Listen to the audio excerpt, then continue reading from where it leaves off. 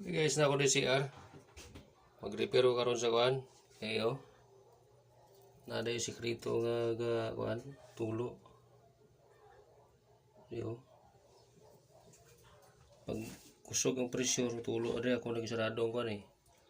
Ang gauge valve dito, ano man tulo. Diri sila gagi oh. Dito. Kaya gagawin ko, kakatingin ko rito yung may guhit na yan. Titingnan ko sa loob kung anong nangyari. Okay. Hindi ko madukot sa kabila, yung daming gamit. Kaya dito ko itirahin. Pagkatingin ko yan.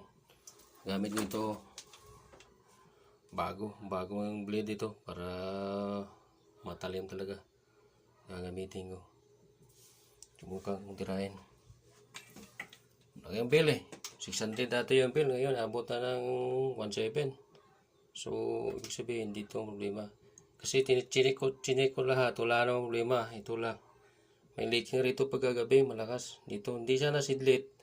Siguro dito ang problema. Tapos dito na daan. Pagdating rito, tahimik siyang umaagos.